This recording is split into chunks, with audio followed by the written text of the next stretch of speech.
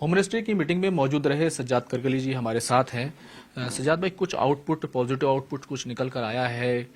تمام ایشوز پر چرچا ہوئی، اور پازیٹیو کیا کچھ ہے؟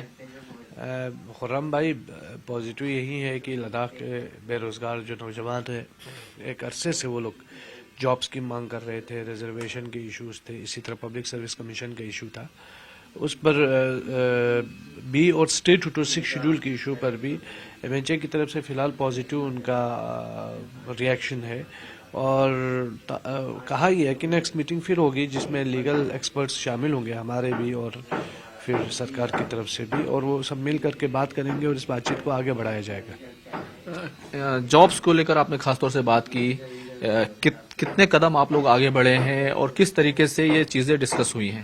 توقع ہے کہ جو اسٹاف سلیکشن بورڈ ہے، جو لداخ کے لیے نہیں تھا ابھی تک، ایس ایس سی سارا کر رہا تھا، تو وہ نہیں ہوگا. اب لداخ کے لیے اپنا ڈویژنل کیڈر کے جو اسٹاف سلیکشن بورڈ بنے گا، یہ انہوں نے کمٹ کیا ہے. اس کے علاوہ جو ہے پبلک سروس کمیشن پر بھی ہم نے اپنی بات رکھی ہے، جس میں جو ہے وہ Jammu Kashmir public service commission کے اندر ہو یا پھر لداخ کے لیے الگ پبلک سروس کمیشن کی بات ہو، تو یہ دیے جانے کی ہم نے مانگ رکھی ہے. ایک بات جو چل رہی تھی کہ ڈینکس کے اندر لداخ کو ڈالنے کی، تو اس کی ہم نے بالکل اس کی مخالفت کی ہے، اور ہم نہیں چاہتے ہیں کہ ڈینکس کے اندر ہمارے جو لوگ ہیں وہ جائیں. Jammu Kashmir public service commission میں اگر لداخ کے بچوں کا ہو جاتا ہے تو وہ بھی ایکسیپٹیبل ہے، اور اگر لداخ کے لیے پبلک سروس کمیشن بنتا ہے تو اس میں بھی. آپ نے اسٹیٹ ہوڈ کو لے کر کے کیا چرچا ہوئی؟ کس طریقے سے سرکار آگے بڑھے گی؟ 6 شیڈول کی جو خاص طور سے زمین کا حق کی جو مانگ ہے، اس پر کیا چرچا ہوئی اور کس طریقے سے سرکار اور آپ لوگ آگے بڑھیں گے؟ دیکھیے، میں آپ کو ایک چیز بتاؤں گا کہ ہمارے جو مین مدعے ہیں وہ اسٹیٹ ٹو 6 شیڈول کا ہی مسئلہ ہے. باقی سارے مسائل پیریفریز کے مسائل ہیں، ادھر ادھر کے مسئلے ہیں.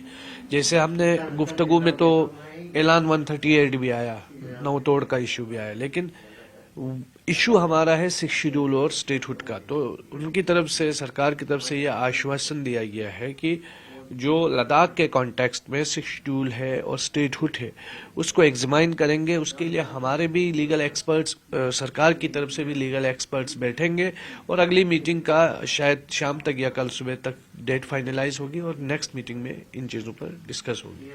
بہت تیزی کے ساتھ آپ بتا رہے ہیں کہ نام فائنل ہو جائیں گے، تو کیا بہت جلدی یہ میٹنگ ہو سکتی ہے ایگزامن کرنے کے لیے، خاص طور سے لیگل ایکسپرٹ کی جو میٹنگ ہے؟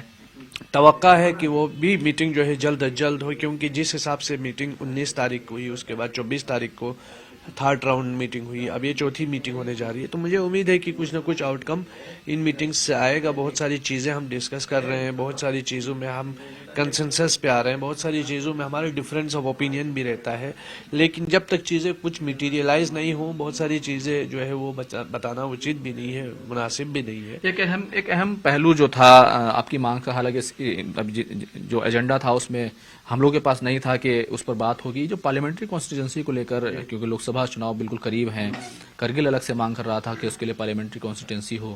کیا اس پر چرچا ہوئی اور اس پر کچھ پیش رفت ہوئی؟ نہیں، کرگل الگ سے مانگ نہیں کر رہا تھا. ہم یہ کہہ رہے تھے کہ 2 ڈسٹرکٹس ہیں، 2 ڈسٹرکٹس میں سے ایک سیٹ ہے اور ایک سیٹ الگ سے ہو، وہ تو یہ ہماری مانگ تھی. اب یہ ہے کہ اس پر سرکار کا یہ تھا کہ ابھی تک جو 2026 میں اس پر ڈیلیمیٹیشن ہونے والا ہے پورے ملک میں، تب تک سرکار کی طرف سے یہ کہا گیا کہ تب تک اس بات پہ جو ہے وہ بات آگے بڑھ ہی نہیں سکتی ہے، تو اس پہ بات کرنا مناسب بھی نہیں تھا. لیکن ایسا نہیں ہے کہ وہ مانگ ہماری نہیں ہے، وہ مانگ ہماری ہے، اور اس پر آگے بڑھ جائیں گے ہم. بہت بہت شکریہ. کیمرہ مین منمن سنگھ کے ساتھ خرم شہزاد، نیوز 18 دلی.